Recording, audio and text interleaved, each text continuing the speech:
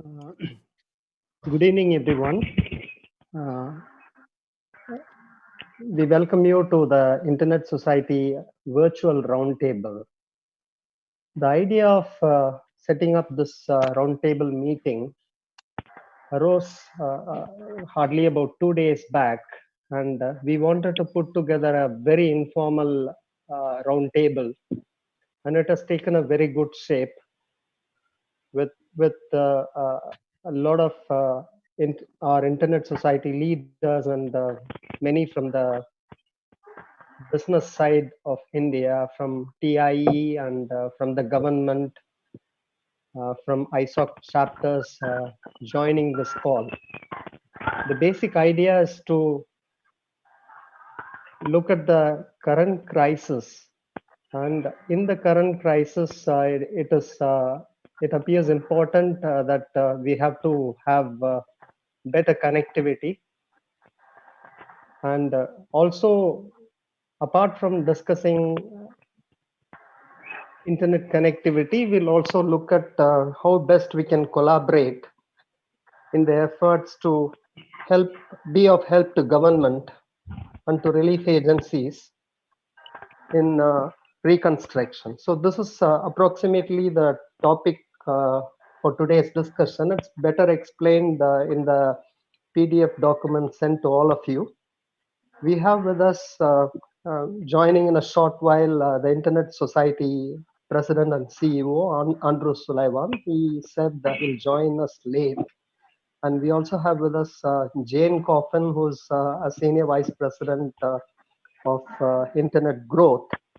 And we have representatives from government, from ICANN, from other leaders from the Internet community, like Wolfgang, Yuri, and Olivier Crepin-Leblond, Sebastian, so many others, and some charter members from TIE as well. With this brief introduction, I think we can get started. This is very much an informal roundtable discussion. It's an informal conversation. After we get started, as we go along, Sebastian Bachelet and Olivier Crepin-Leblond, who are from ISOC France and England, who are very much involved in ISOC India, Chennai. They'll also informally step in to run this meeting. So we'll get started, and we'll probably begin by asking Yuri Lanciparo to share his views on the topic. To you, Yuri. Thank you very much, Siva. Good afternoon, good evening, good morning, wherever you are. I'm in Helsinki. I'm from the ISOC chapter in Finland. And right now it's a sunny afternoon here. The park outside my window in normal circumstances would be full of people walking. Now, not so many. It's not completely empty. The confinement measures are not quite that strict in Finland as they are in other places, but still, we are in a completely new situation, and of course, everybody in the world is in an unprecedented situation where all of a sudden the internet and all the applications and possibilities it offers, they are now what remains for us to keep the functioning, the fabric, the connections of families and the businesses and the business ecosystems and even societies, or even contacts between governments, like in the European Union, where all the dozens of meetings that should take place face to face are now taking place online. So it's a situation where all of a sudden the internet, which of course we who are participating in this conference, we are used to it, and we use it normally, but for millions of people at this moment, this is something new, and the question is, how can we help? What could be the role of the Internet Society chapters, for instance, locally, in helping people in this situation? I stop here, and Siva, please. Thank you, Yuri. Next, we'll ask Olivier to outline the topic better and share his views. And then we'll proceed to invite some of the charter members of TIE to share their views on the topic from a business perspective. This is just to get started and to lead the conversation. And after a few minutes, we'll have the entire room joining the conversation. Thank you. Thank you very much, Shiva. Olivier Capanablanc speaking, and thank you for organizing this roundtable, which is interesting because we're all, I think for the majority of us, confined in places indoors in our own space, and are asking ourselves many questions as to whether the very means that we're using today for this conference is going to continue working and be able to work as more and more people around the world end up in the same situation of having to work remotely, and whose only access to the outside world is indeed a camera, a laptop, a mobile phone, a phone, the telephone itself, a device that resorts to, that relies on worldwide communications. We've read a number of reports, alarming reports in the press, that there are questions whether the internet is going to be able to sustain this added number of people that will not only be at home to work, but also at the same time, with the children being at home, with the rest of the family being at home, use the internet for streaming services, for their daily life, purchasing things, etc., and therefore putting so much more strain on the resources that we have. We are finding in some countries the effects firsthand. So rather than just having predictions, we're now seeing exactly what happens in that specific scenario. And irrespective of the amazing challenges and heroic work of the emergency services and the hospitals and the medics to try and contain this crazy virus that is going through the world and that is affecting everyone, irrespective of this, we are seeing that some networks are behaving better and some networks are behaving worse, and that there are localized problems in some networks, there are more general problems in some networks. And indeed, the diversity that we're seeing is very normal because internet is a network of networks. So there's not a one single problem that one is faced with in today's performance of the internet. The question really that I have is, okay, we're seeing the problems. We are, of course, I'm sure, technicians, thousands of people are working extremely hard right now to resolve problems where there are problems and where problems have been encountered. But at the same time, I really hope that the lessons that we are learning today firsthand are going to be learned, and that there's going to be acting on those. And certainly if things cannot be fixed right away, that next time we get faced with such a situation, we don't have the same challenges recurring, so that we learn from what's happening today. So that's my opening thing, is what can we learn from what we have today, and how can we make sure that we're better prepared in the future? Thank you. Back to you, Shiva. Thank you, Olivier. And before we move on, we have a caller with a phone number. May I request the caller to identify himself or herself?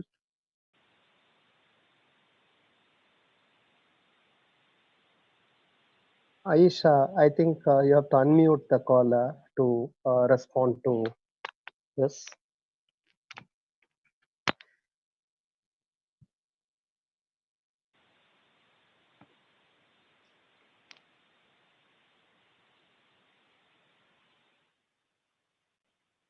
So I think it's Glenn McKnight.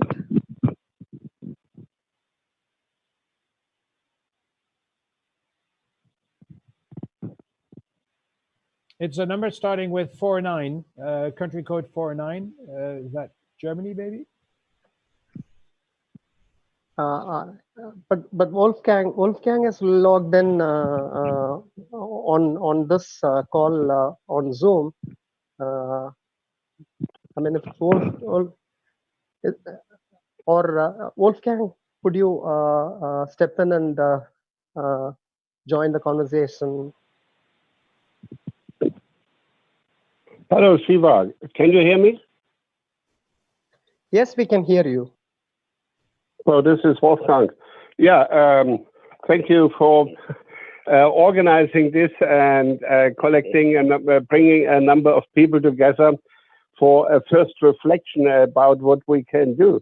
You know, I thank also Olivier and Ilya for getting started with this. And I have also, you know, first some very general remarks.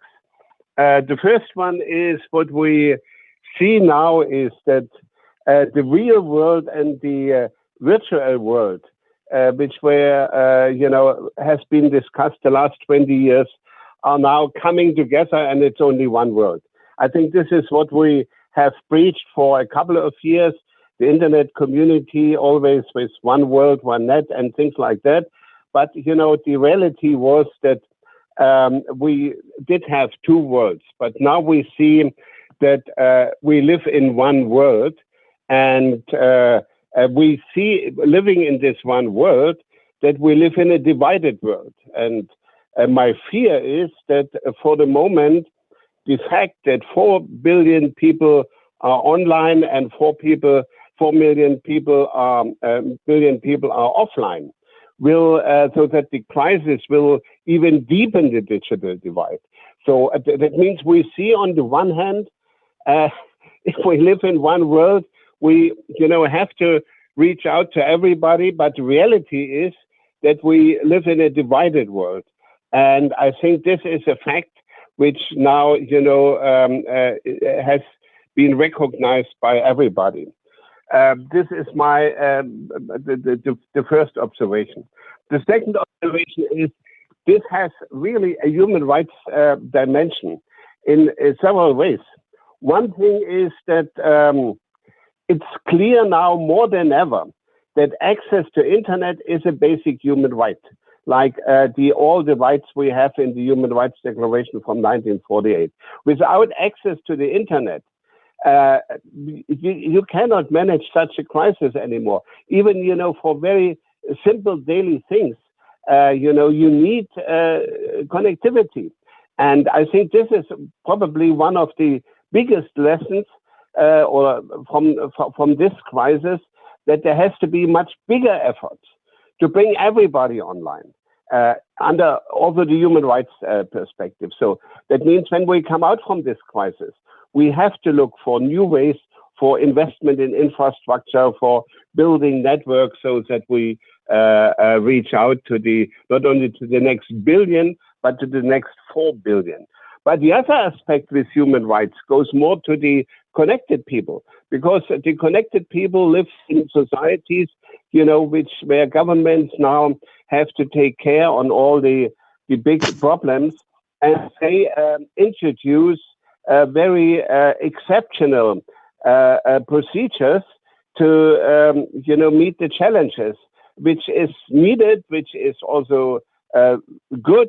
But, you know, the flip side is that very often, you know, this goes deep into individual human rights, you know, tracking of mobile phones from all people to find out who is infected or not, you know, has a good element in it, because you can more efficient fight against the virus.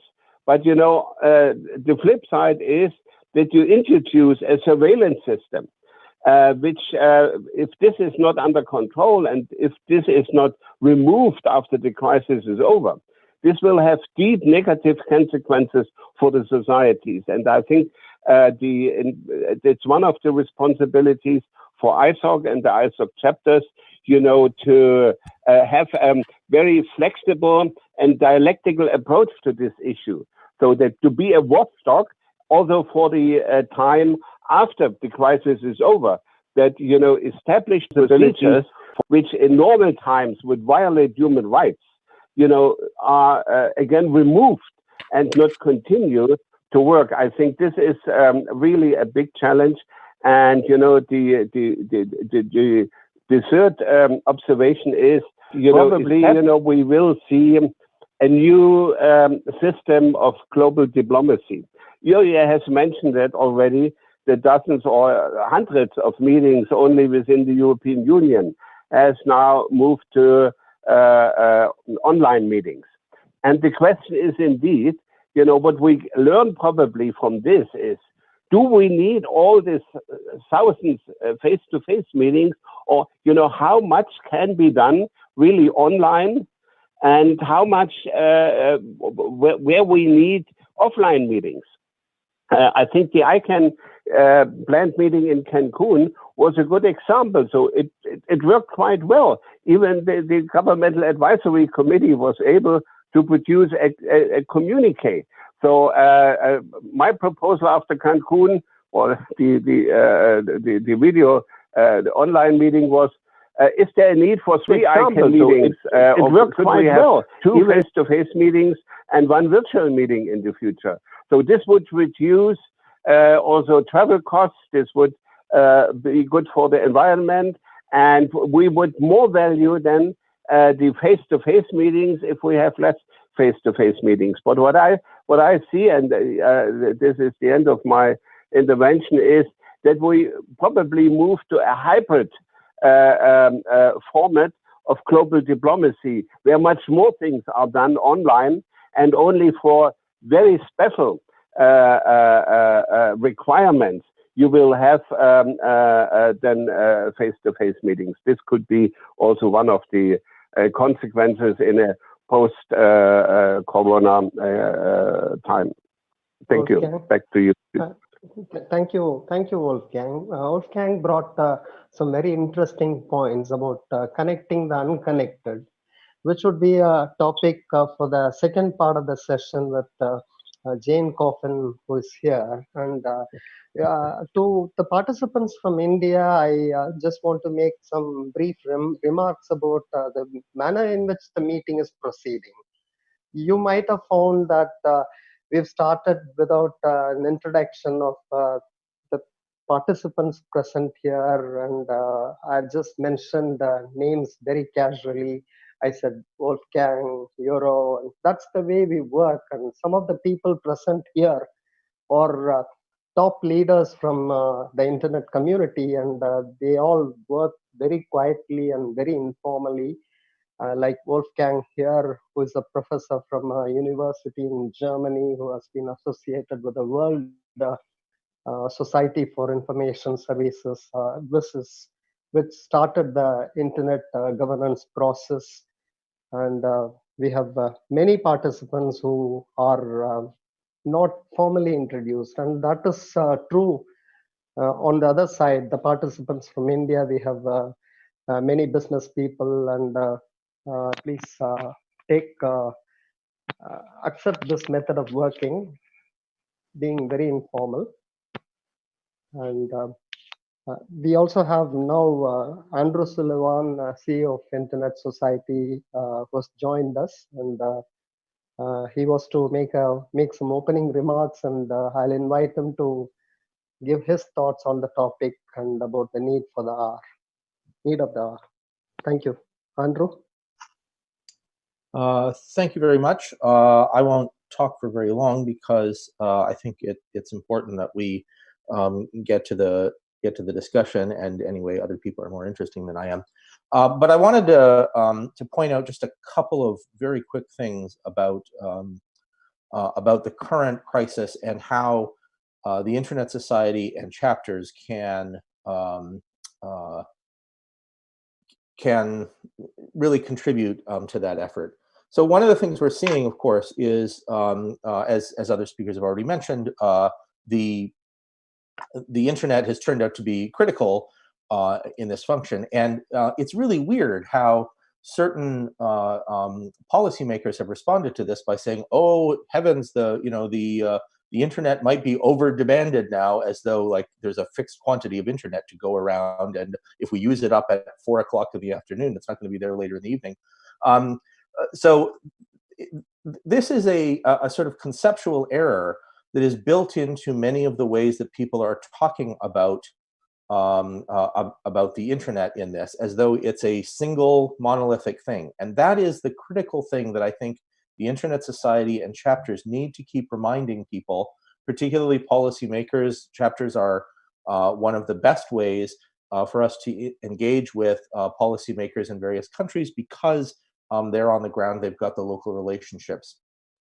Policymakers need not to interfere with the internet and its proper functioning under these circumstances, because it is designed to be so effective and so resilient, and to be able to scale under these kinds of conditions. But, and this is the other critical part of it, this ability is not universally distributed. I guess it was the speculative fiction writer William Gibson who has had attributed to him anyway this saying, "The future is already here. It's just unevenly distributed," and that's a critical thing about the internet, right? That access to the internet is not well distributed.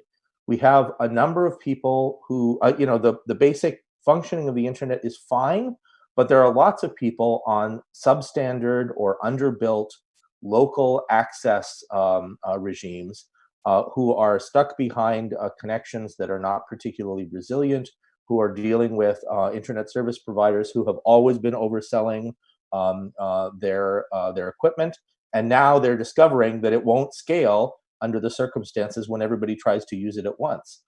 This is entirely predictable.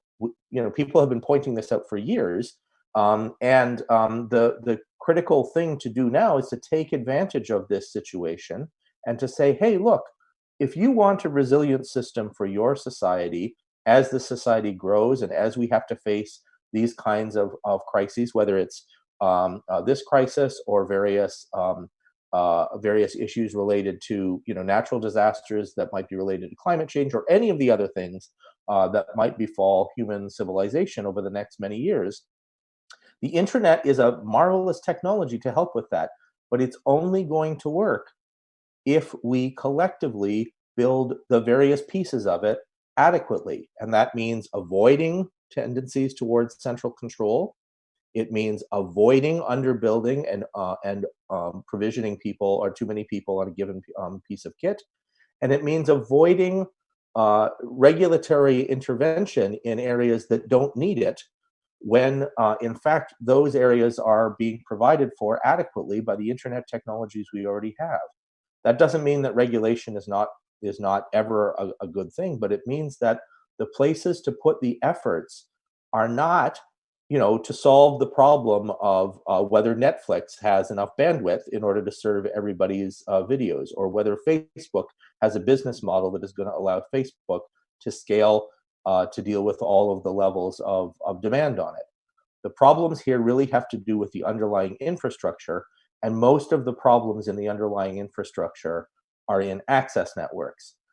So Jane Coffin from the Internet Society staff is going to talk in a little bit about community networks and how that is one approach to solving some of the access network problems that we know are part of the challenges facing the internet. So I look forward to that, and I look forward to the rest of the conversation today. Thank you for inviting me.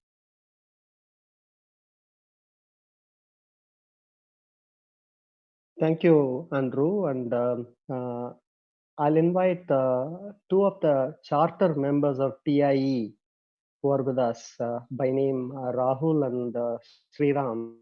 I may ask Rahul to make some observations, and please keep your comments to a maximum of about 2 minutes so that we have many other people in the room who will join the conversation after your intervention and Sriram's comment. Thank you. Good evening, everyone. Pleasure getting connected to so many people at the same time. We as a company essentially work in the semi-urban and the semi-rural areas, making small theaters, giving education, etc. And that's what our organization startup is about.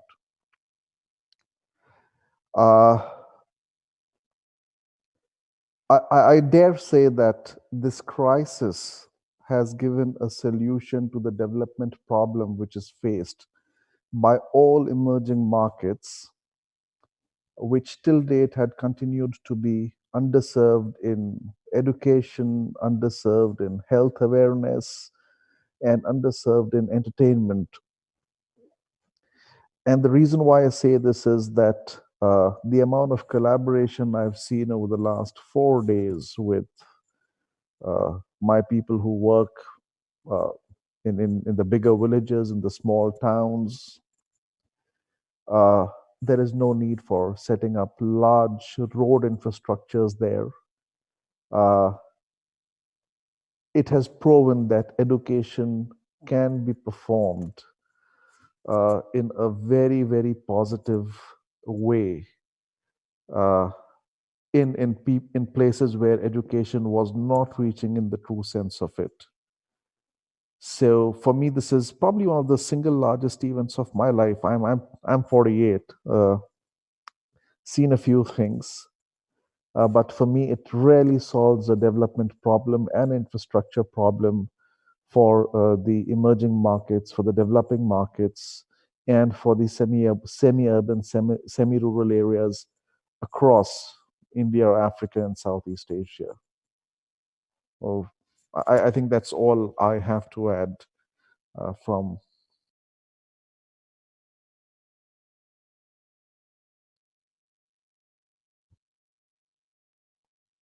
Why spend money on building? Thank you, Rahul. And I'll just ask Sriram to briefly talk.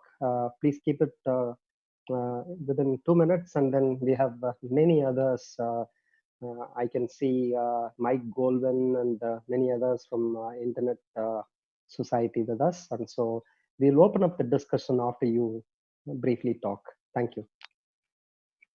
Thank you, Shiva. Good morning, good afternoon, good evening, ladies and gentlemen.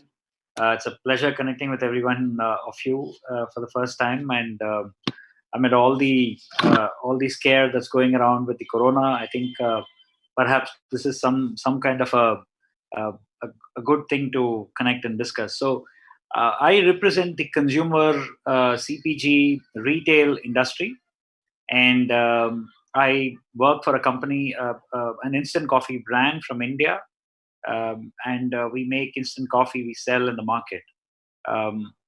What the internet has done in India, I've been in retail for the last 23 years. I've worked with some very large coffee as well as consumer brands in India, and I've really seen how e-commerce using the internet has grown over the last 25 years or so in India. And especially every time there is a crisis, I think it's so nice how more and more new first-time consumers are lapping up e-commerce and online shopping. And the COVID is no different at all. I've been talking to various friends as well as associates where our products are listed as well as where we are not listed, and we have seen a huge spike in terms of consumer offtake, in terms of first-time consumers trying to log in, trying to order stuff online, experiment with e-commerce, and people who thought that this was probably a very dangerous thing, the overall country are, I think, coming to believe one click at a time that it's not that bad at all. And finally, I think e-commerce has been projected as a dumping yard for discounted products. And I think with this emergency kind of a situation, I think it's going to be pretty clear that e-commerce is all about convenience and not about discounted shopping. And that's how I think the internet is trying to perhaps rewire our minds to say that we need to make the best of what is available, and perhaps the best thing to save is not money, perhaps our time. So that's my opening remarks.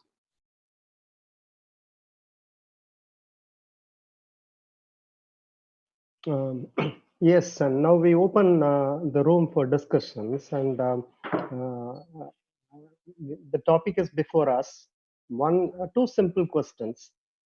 What do we do now? What do we do as business people, as civil society, as participants from the internet community to help the government in their relief efforts, not only in India, but around the world? And the second question is, what next? How do we recover in such a way that it's not just a recovery, it is a renewal, it's a better life, a better world? How do we do that? And towards that end, is there something that we can do by collaborating online on the developmental aspects while being at home? So these are the two questions. The floor is open, and I've requested Olivier and Sebastian to informally join us co-chairs, and so I'll ask Olivier to do this part. Thank you. Thank you very much, Shiva. Olivier Crépin-Leblanc speaking. I am currently scrutinizing the queue. So if you have a question or comment, want to intervene, you can click on the hand up icon, which is on your screen. And then I'll give you the floor one at a time, and you'll have to unmute. And of course, if you are not speaking, please keep yourself muted. If you're on the phone and you're unable to put your hand up, please just shout your name out, and then I'll put you in the queue on this. So first, we'll start with Barak Otieno.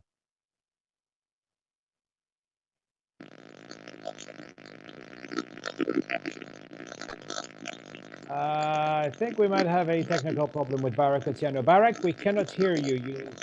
Your voice is very, very distorted.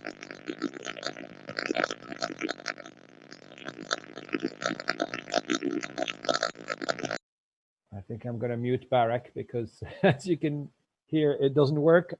Barak, I'm sorry, I had to mute you. Your voice didn't come out well. Please try either coming out and coming back in the call and checking your audio, because it doesn't work at the moment. Let's go to Samaran Gupta.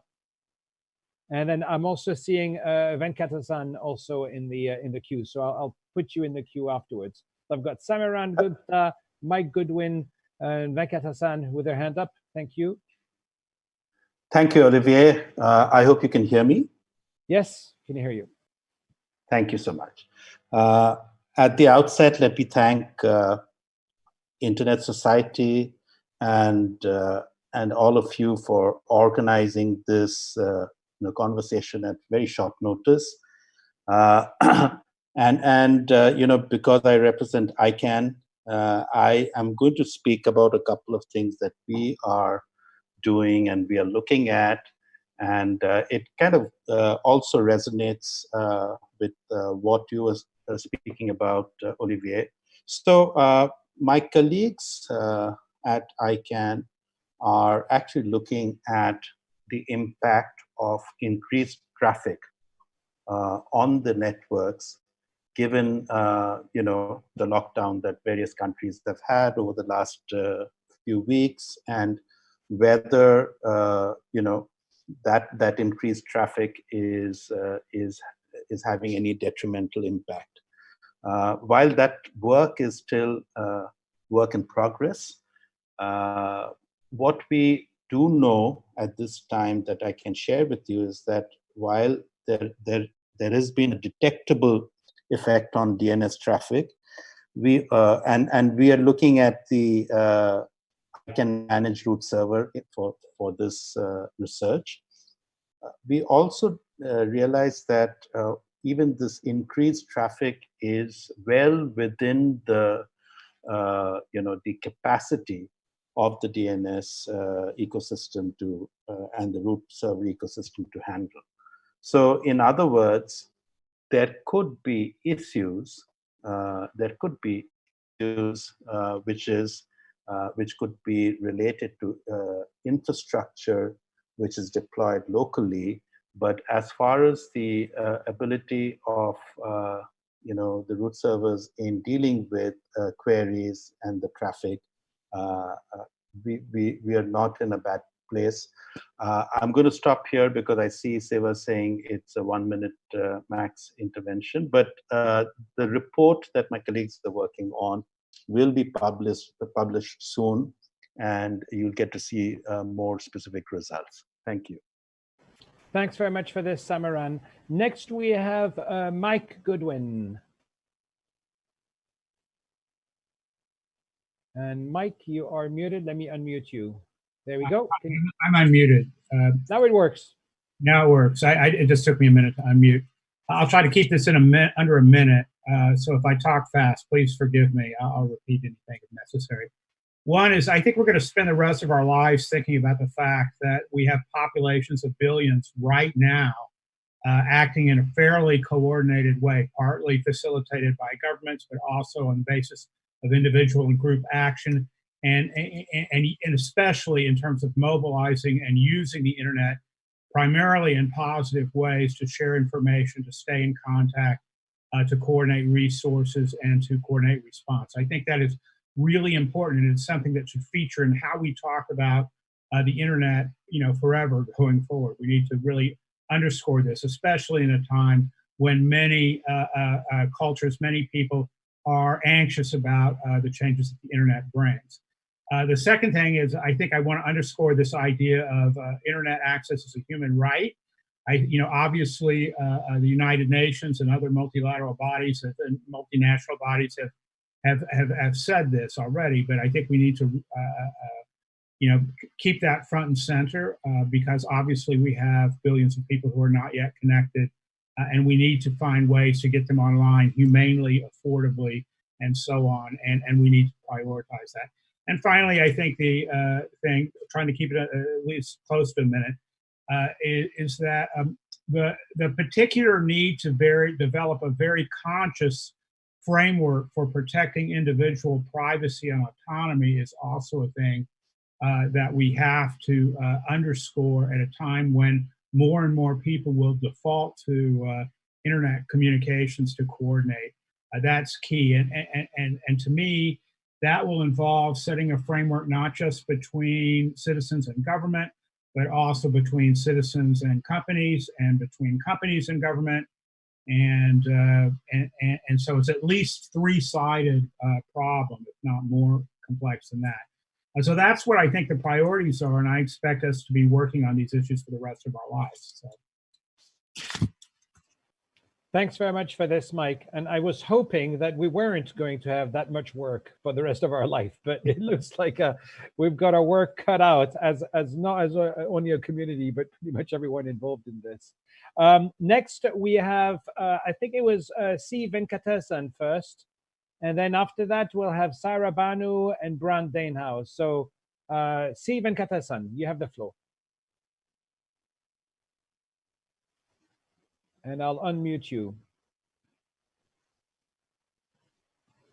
Oh, how can you unmute? Unmuting seems to be blocked at the moment. I'm sorry, we can't hear you. Your microphone seems to be muted at the moment. Have you connected the sound? He may need to do a double unmute. If he's on the phone, he has to unmute twice. Whether he's on his laptop or computer, you have to unmute your microphone first at the moment. And I guess this is the point when we find small technical problems with some of these systems. If I try and unmute you, it doesn't work for some reason. So can you try and see, maybe you need to log out and log back in? And can you speak now? Yeah, you managed to unmute for a moment. Sorry, you were unmuted.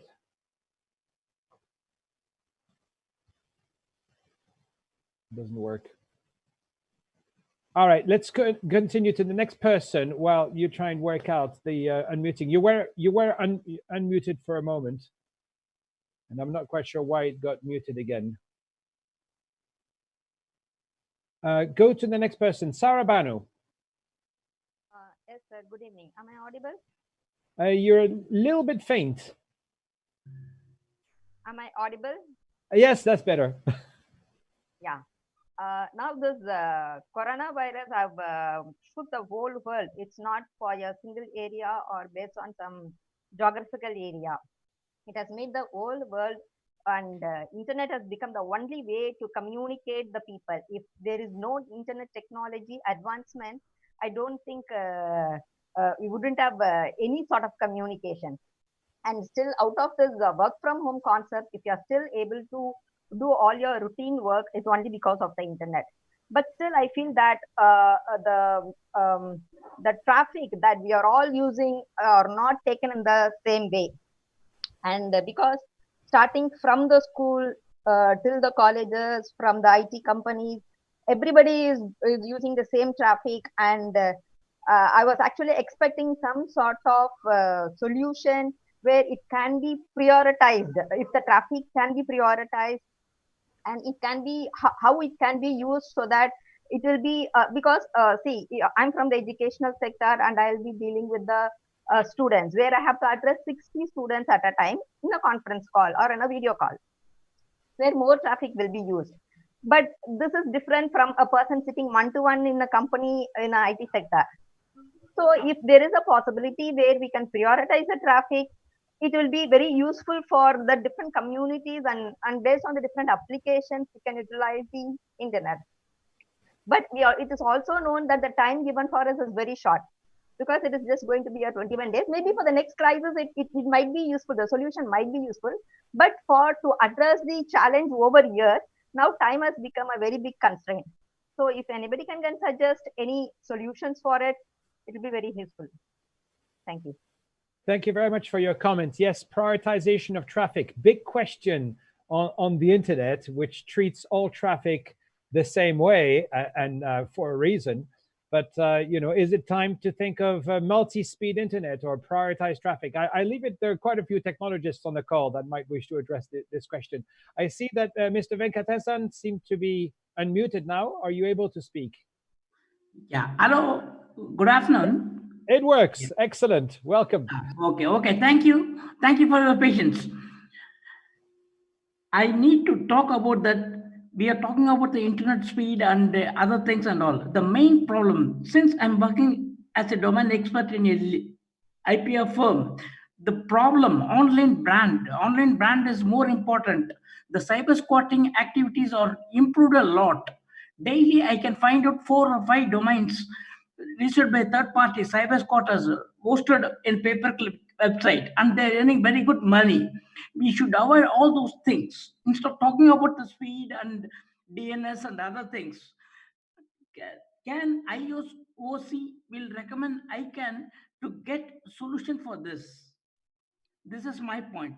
I'm not talking about internet speed or space or any other thing. We should avoid the fraud, cyber squatter activities or third party, because online is the more important. I'm working in an IPR firm. That is why I'm keep on insisting. Thank you.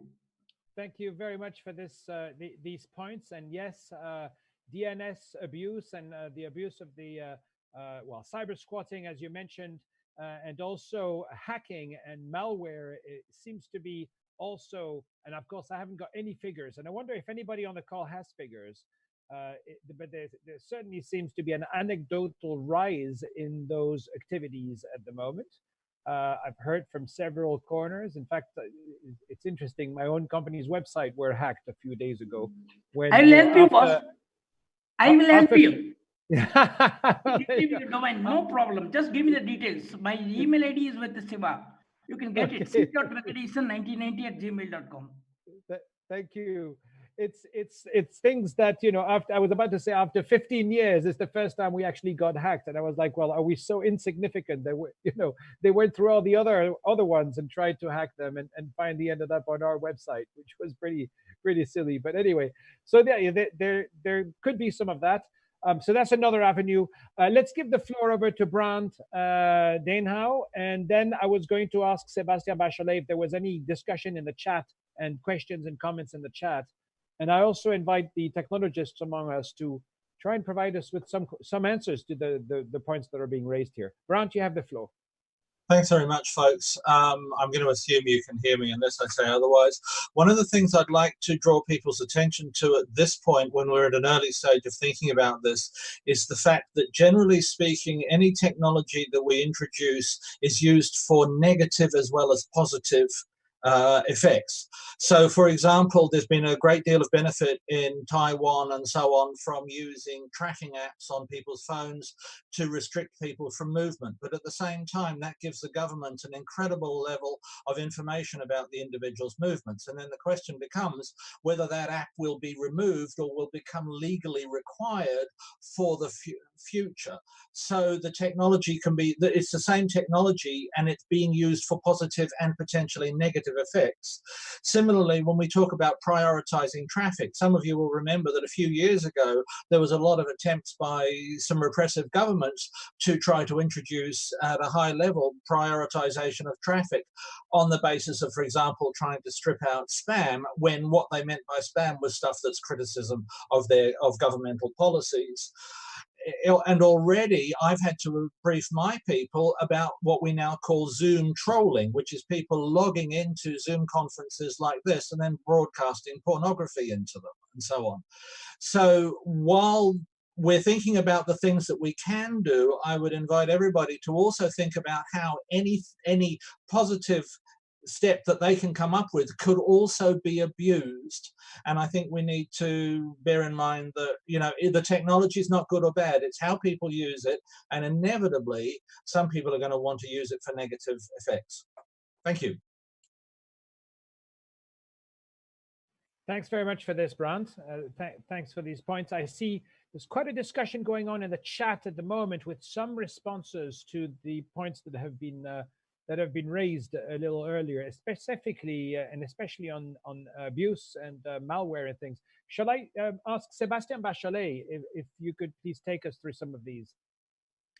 Yes, thank you, Olivier. I guess there are two or three tracks in the discussion. There is one, it's about the quality of service and what we get as an end user for the quality of service.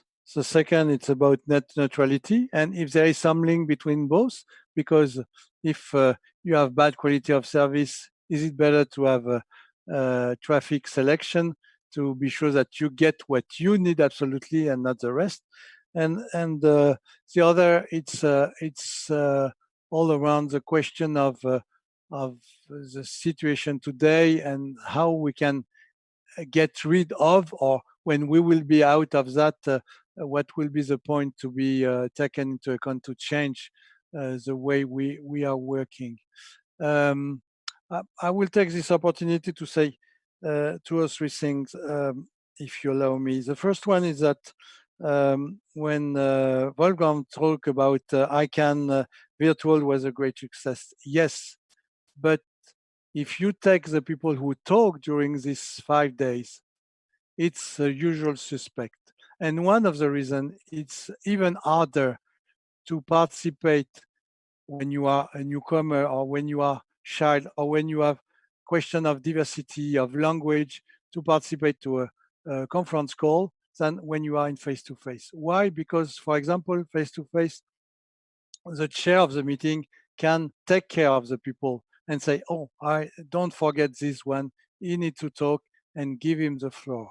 And in a virtual world, we were so tight with the timing that it was not, it was very difficult. Therefore, my take is that we may work better intersessionally with online work, and but face-to-face will still be very, very important. And the second point is just a semi-joke. It's that, do we need to help the government, or do we need to help us and to help our neighborhood, the people around us? And I think it's more important to help us than the government. And for example, one way they say, oh, you have trouble to get your film and your data and to work. Wait for the 8 o'clock in the evening. And it seems like they don't consider that there are other parts of the world in other time zone who will start to use internet, and therefore it's not an answer. We need a global answer, not just country by country or time by time answer. Thank you, Olivier. Back to you.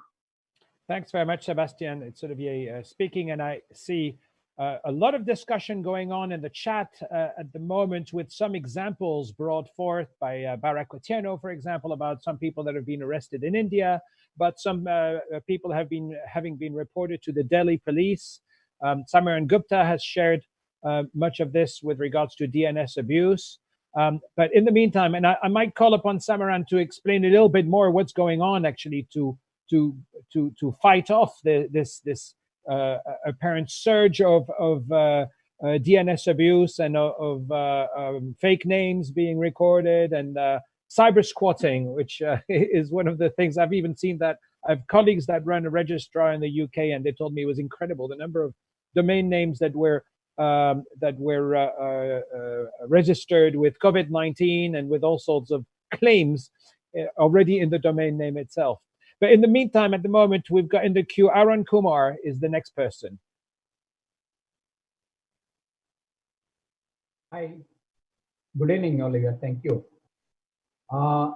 Basically, I'm from the finance field, basically, but however, I would like to refer here a few instances on the not-for-profit segment. So I belong to a Rotary movement, and we expose the cost of spread of education apart from other avenues of service.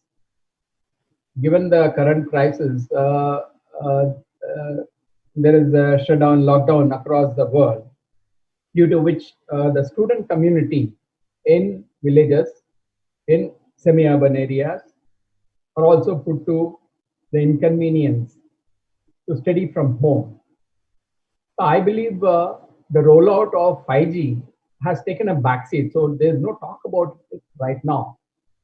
When we have a big budget for stimulus of trillions of dollars, I believe there has to be some allocation for the speedy rollout of 5G services, which will improve the penetration to villages and semi-urban areas where we're going to have the situation maybe extending for 3 to 6 months. We do not know. We just started. So I would like the Internet Society to take a request on this behalf and then pursue for the execution. There were some attempts on execution of 5G rollout in some countries, and then it got stuck with the Huawei technologies and other issues. I hope the need has come, because I use this opportunity for to allocate some portion of the budget of all the governments across the world to have this rolled out as quickly as possible. Thank you.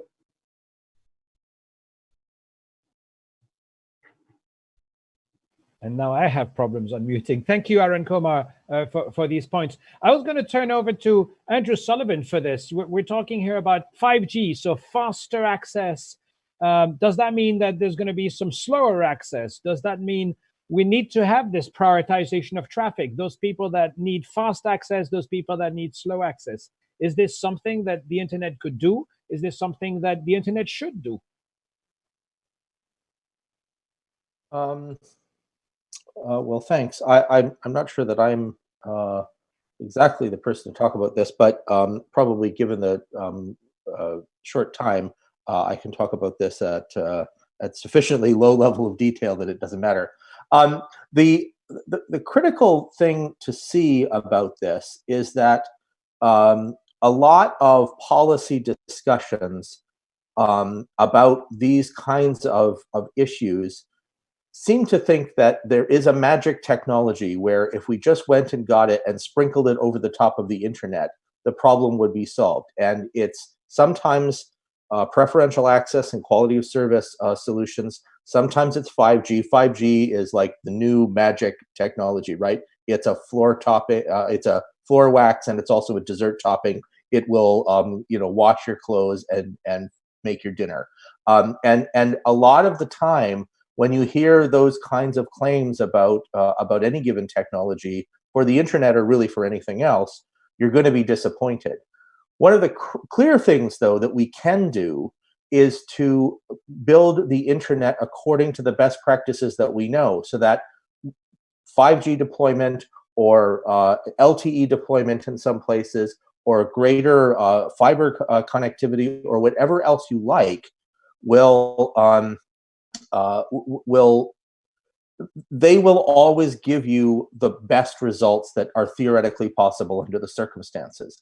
And it turns out that the way to do that is good old-fashioned good network engineering, including proper deployment of internet exchange points, so that they're widely spread and so that they can handle all of the load, and so that they attract the caches that provide content locally, so you don't have to go over a long distance, slow and expensive submarine cable, for instance, in order to get something that could be available locally and that could provide for a lot of speed up.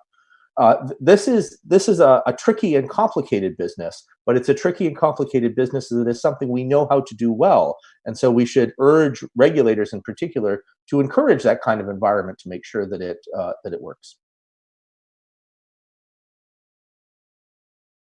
That's great. Thanks very much for this, Andrew, and thanks for reminding us that there is no silver bullet scenario, no magical cure for all of these problems that we're faced with. I think it's the right time, perhaps, to seek into the presentation from Jane Coffin, who is going to be able to expand a little bit on some of the solutions that might be available to us. Is this ready? I'm not sure. Can you share your screen, or how does it work? Yeah, I can share my screen. Give me Perfect. 1 second. 1 second.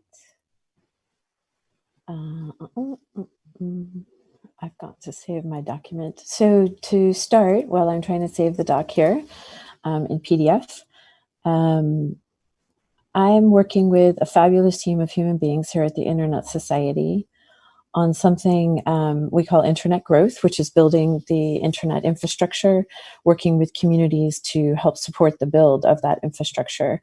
So we're calling it internet growth. It has 3 projects in it, and I'll quickly show you some of our other projects so you can see the synergies, and I'll go very quickly through this presentation. Let me pull it up for you.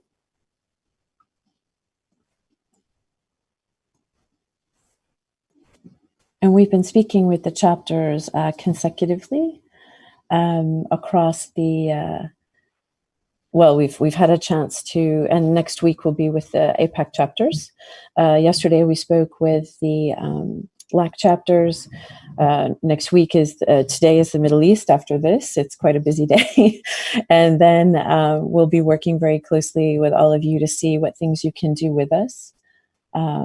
To help us carry out the mission that we have, because you're very important to that. I think this is it. Let me see.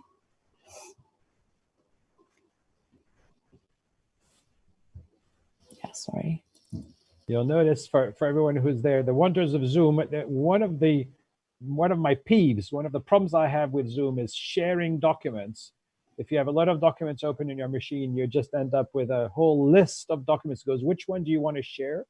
And it's tiny. You need to look at and think, okay, which one is it that I want to share? That's a little challenging. So apologies for this little time. Yeah, and sorry, I'm trying to pull this up right now. I think I've saved it in the wrong place.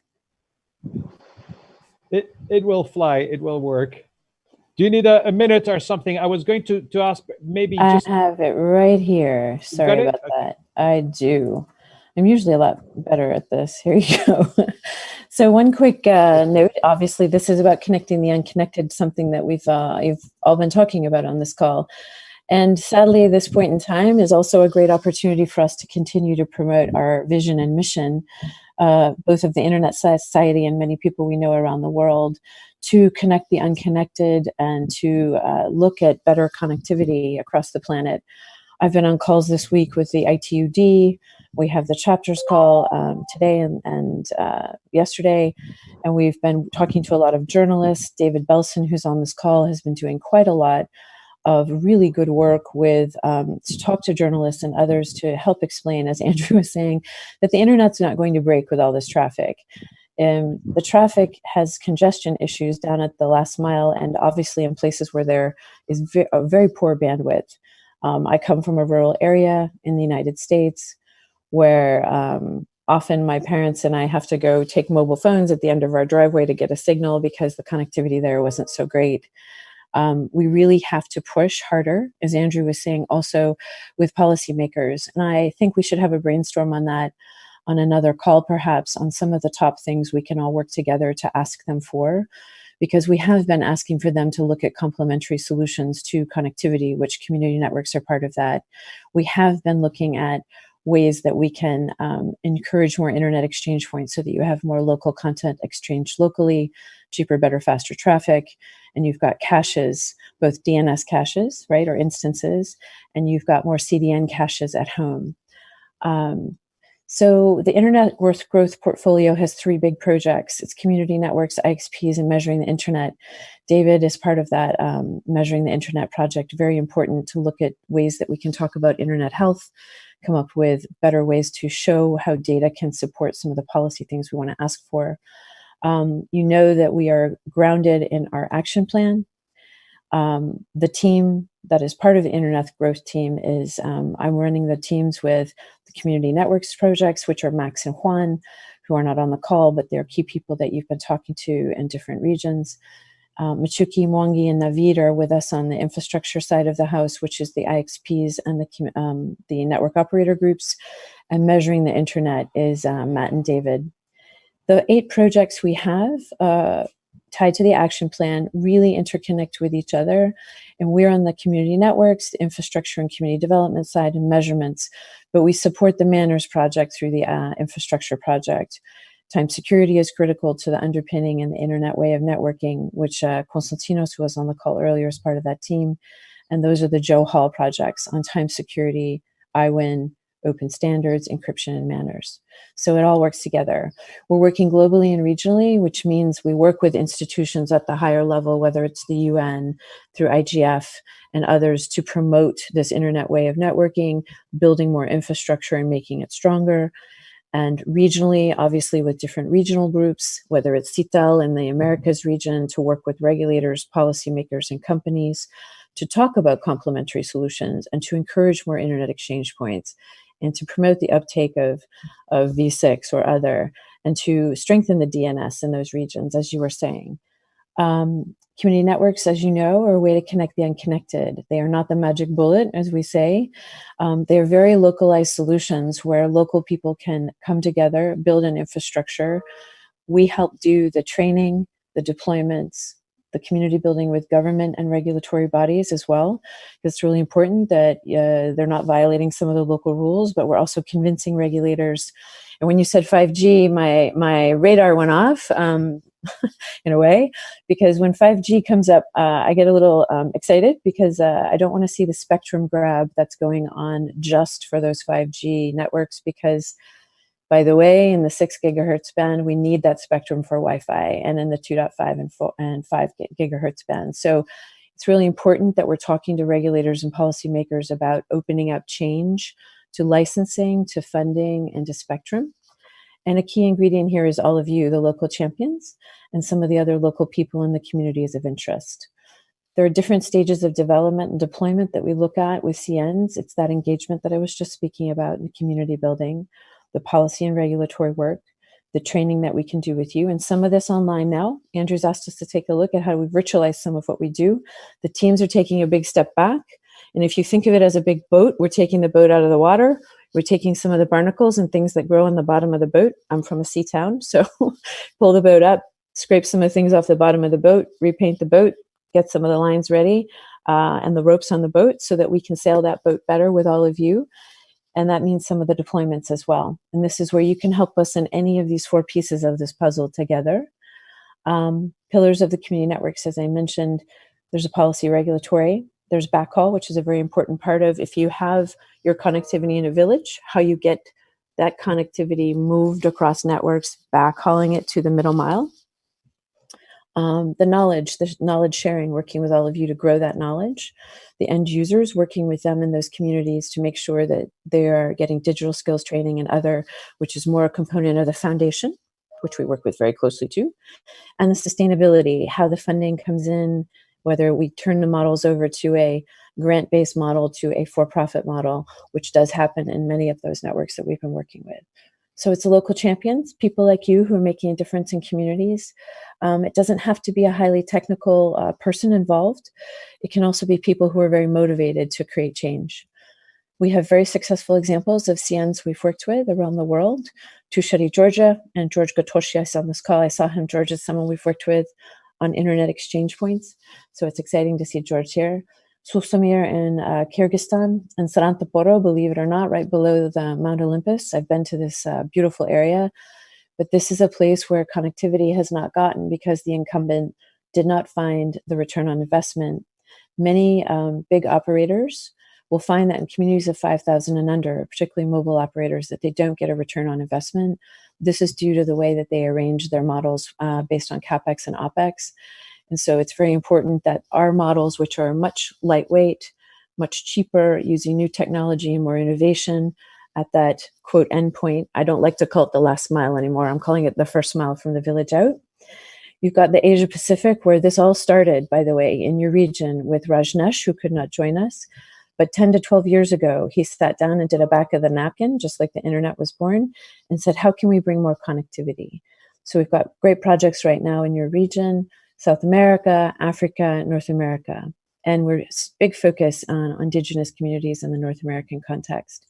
Some of the challenges, I'm not going to get into all of this because we don't have time, but I will send this along to Shiva so he can share it out. But here are some of the big things that we look at: the support, the licensing, spectrum, backhaul, cash flow, power. Power is a big one. A lot of these networks are solar powered.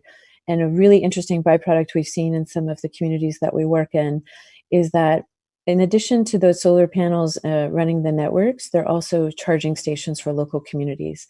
It's become a really cool thing for kids to help manage and oversee in their villages, particularly in a place called in Zenzaleni, which is in the Eastern Cape of South Africa. Special challenges, we've got those barriers. We've got to pull them apart. And so part of our development project is in the NOG work and research and education networks and IXPs to bring in that second layer. So I'm going to end here and going back up sort of to some of our challenges and let you know that this is part of where you fit in. You can help us remove some of those barriers to provide better connectivity, bring in community. And as Andrew had said earlier, let's figure out ways we can work with you to get messages out to your local policymakers and regulators so we can push a little bit harder for change. I was on a call with the ITUD's development sector director on Monday, and we're really looking at how we can bring change together. There were people who were pushing really hard against community networks as they saw them as a challenge to the old way of working, the old regulatory regimes. And what we're saying is that they're a complement, they're not a threat. And when you're looking, and there were people speaking earlier on the call, we are finding gaps in connectivity. We've got to close those gaps. Something that may surprise all of you is that we have major tracts of land here in the United States where there are indigenous communities without connectivity. Those communities didn't get what they needed from our regulators and policymakers. And our North American team is working really hard to put forward some suggestions to the FCC. And one thing they did recently that the FCC did take up was they extended a comment period for spectrum for tribal communities. It's called EBS. It's an educational spectrum allocation where some of the big carriers were allocated spectrum over their lands, over the tribal communities' lands, and it's not being used by by anyone, not by the providers. And the tribal communities are now putting in requests with the Federal Communications Commission in the United States to look at that. And I will tell you this too, because I see many of you who are from the IGF world. The Dynamic Coalition on Community Connectivity in the IGF context was put together by a community network in Argentina, Altor Mundi, and someone you all know very well, Luca Belli.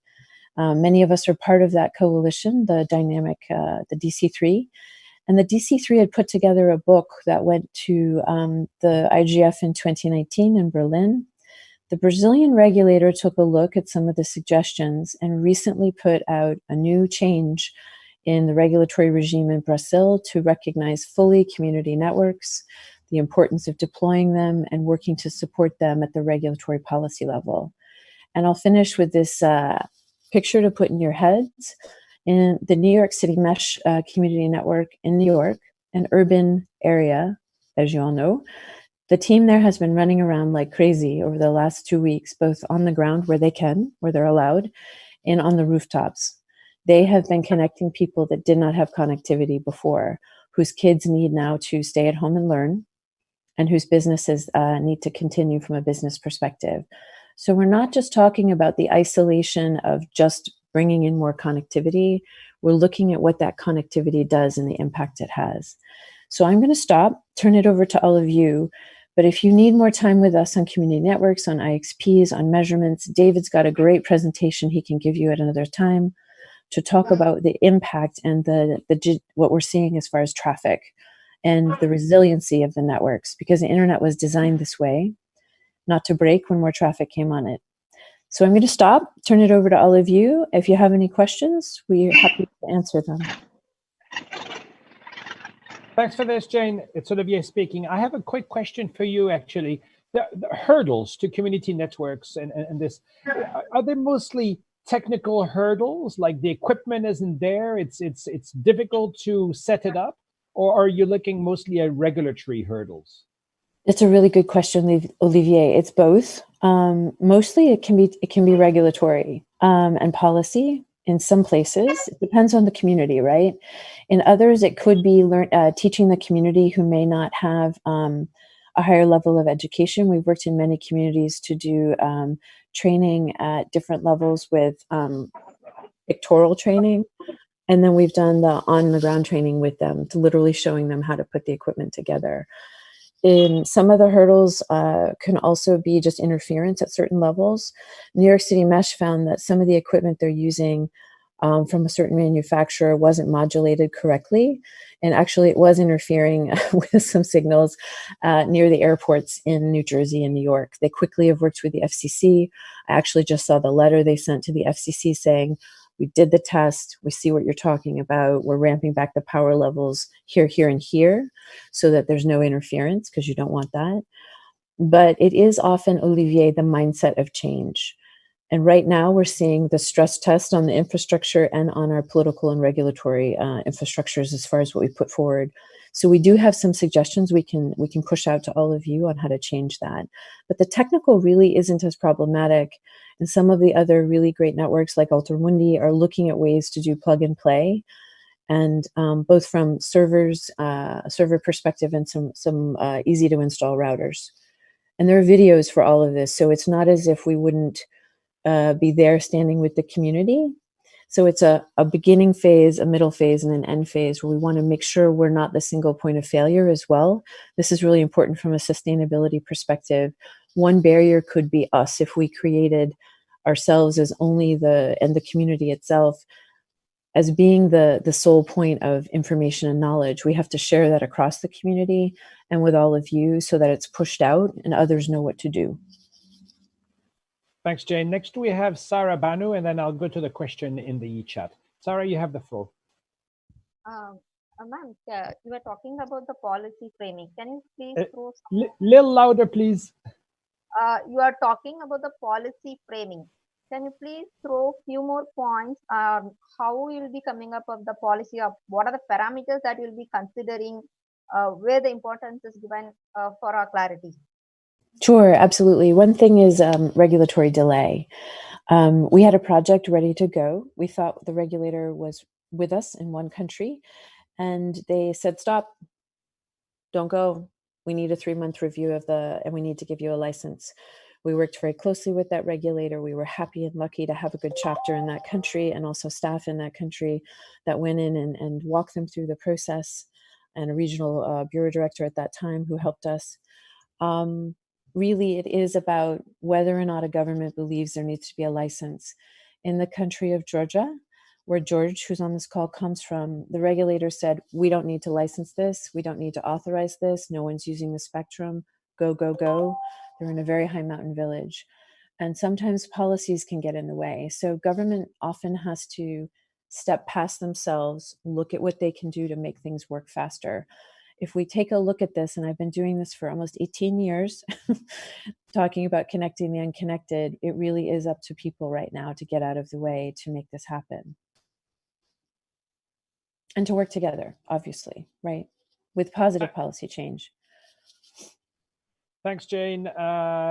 There's a question in the chat from Glenn McKnight, and his question is as follows. I know that ARIN had policy changes with their regional internet registry. Has the other ones made adaptation to permit community networks? That is a great question. And Glenn, they're working at on this right now in different regions. I could reach out and find out actually through some of our teams to see if they've had changes in LACNIC, APNIC, and others. But ARIN had a particularly more complicated policy at that point because they wanted to put a very tight boundary around the term community network. If you look at Guifi in Spain, they're fixed fiber and Wi-Fi. So if you have incumbents who are in the mix, they may try and limit the availability of numbers. But we've put actually New York City Mesh in contact with ARIN, and they're working one-on-one to see what they could do. So good question. We can take that back to some of the team and see if that's coming up elsewhere. Thanks for this, Jane. I have another question for you actually that just came up. You mentioned you've been in this field for 18 years. So you've seen the attitude of governments and of players, commercial organizations worldwide, not only just in the United States. With the recent events, which are exceptional, so unprecedented, with commercial operators losing their own employees to teleworking on one side, and also people that are going on in partial unemployment for the time being, or shelving operations. Do you see a shift in the attitude towards community networks, or are we still not there? I'm seeing a little bit of a shift in the sense that no one's challenging New York City Mesh and others to operate. We're seeing some regulators lift barriers that had existed before. I'm holding my breath because you're seeing, of course, data caps being lifted. You're seeing plan cost sort of pricing coming down. You're seeing free service to some kids in certain age ranges. You're seeing more content being allowed online quicker.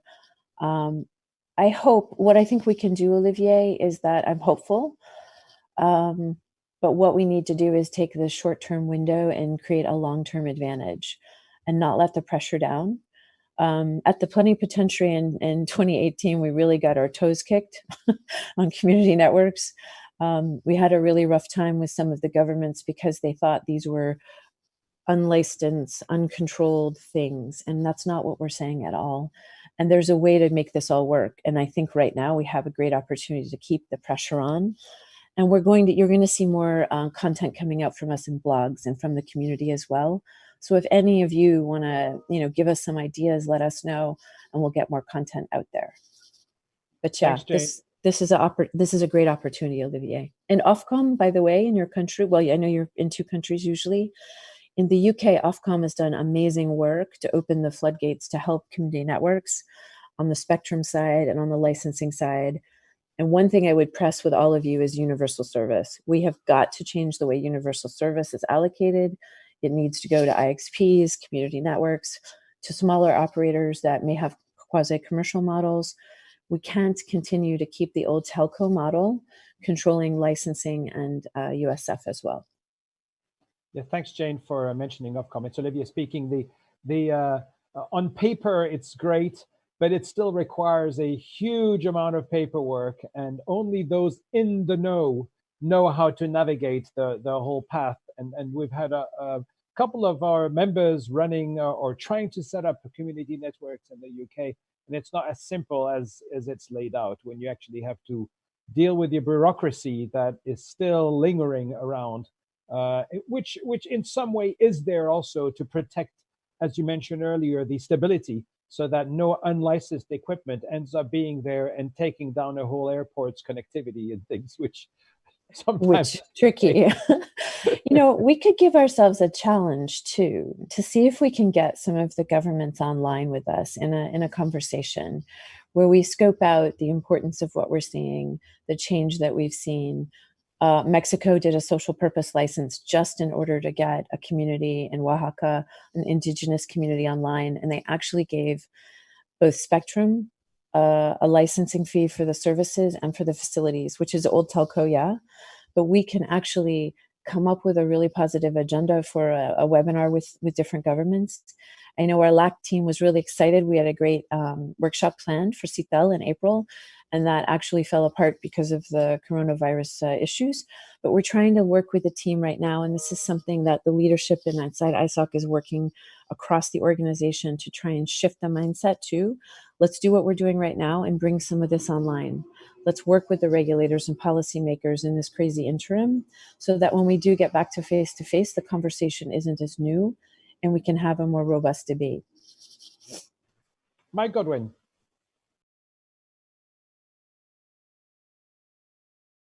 Yeah, sorry, I'm sometimes a little abrupt. Let me unmute you. There you go. Here I am. So I just wanted to add, and I said this in the comments as well, Jane, I know that Internews Network based here in DC has been running in maybe as many as 20 countries or more, internet policy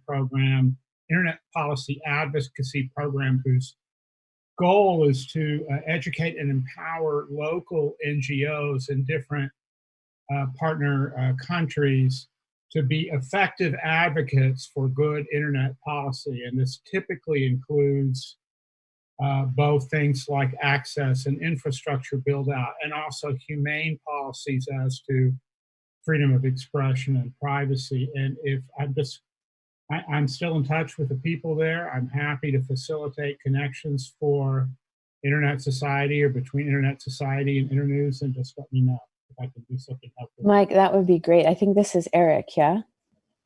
Well, I haven't dealt directly with Eric, but the other people, Haley and other people who Excellent. are there. Okay, let's do that because they'd be a great team to get activated. Yeah, I think they would love to. And in fact, they are positioned, they'd like to engage in certain kinds of, partnerships and often need to get feedback about evaluating projects and so on. So I think it would be useful. No, and Mike, this is a great example, and Olivier, of what you're doing right now with Shiva, bringing this community together, and Mike, bringing those, connecting us to those other communities, because that's really, really important for us. It's almost an inversion formula where we work with communities, we're building that capacity. We want the pyramid base to be so broad of different actors and stakeholders so that eventually some of our work is being transmitted to them and they continue to transmit it, and they are the ones advocating out with less and less support from us. So it's almost a concentration in the beginning, and then we taper it off. We stay in the game working with them so that they ramp up and are the ones advocating.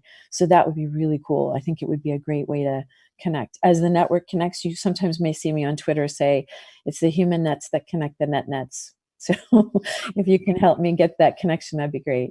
I think so, because Jane, I've been promising the Internews team a lunch for some time now. So I think we need to rope you into that and get excellent into a face-to-face meeting back when we start having them again. Thank you to both of you, and that certainly is a call for the Indian internet community to get involved, and we've got quite a few representatives here on the call. I was going to ask a last question, but I think we're probably running out of time. My question was really, and I'll just send it out there and you can follow up by email later on, or think about it and discuss it in your communities. But we've heard for some time in some parts of the world that governments are concerned about the internet being more of a disrupting factor to their both economy but also political systems. And for years, there's been this whole battle going on in various places regarding the internet, and not seen as the opportunity for change or actually more for innovation and so on. And right now, we're seeing the internet take on an entirely different sense, different outlook, in that it might be the only thing that holds us together and that keeps us sane as a community, and with the added emphasis that there are some that don't have access to that. Do you think that in India this mindset is changing, or are we still in the same mindset of being concerned about the internet being not so great and being more of disrupting factor than something positive. And I know no one's going to jump on this one, but you can think about it. Shiva, I'm going to give it back to you. I think maybe you can wrap up on these things. I'm sorry I've kind of jumped in for a bit too long. Thank you, Olivier, and thank you, Sebastian. You've been great friends to me and to ISOC Chennai. And thanks to Andrew, Jane, and Wolfgang, Yuri, Samiran, and charter members of TIE Chennai, and the partner TIE who came forward to reach out to their members. And from TIE, we have about 7 participants. So that's a good start. And I have a very big question to Jane, and I think I'll post it publicly in a email thread that I'll open the participants, so that this conversation also continues in a way. And one possibility is that we can have another meeting, maybe even a week or so. We'll sit down and think over the next 24 hours and see if we can put together a meeting. And we'll continue this conversation. And some of the points we can go into depth. We can go into depth on community networks. We can go into depth on quality of service. We can go into depth on whether the internet can be overflooded, or whether it's technically unlimited, and so on. So we can dispel some of the misconceptions by having conversations like this. And on this note, I want to thank everyone. And like I said, this is a very informal meeting, and we don't introduce people by their name, title, and their importance. And almost everyone present in this room are people who work very silently, and they are practically the people who decide the internet policy and run the internet. And thank you all. We'll continue. Thank you so much. Thank you very much. This was a pleasure, Shiva, and anytime. Let's do it. It's great to see all of you. It kind of feels good to see the team here. Take care. Bye. Bye, everyone. Bye. Bye.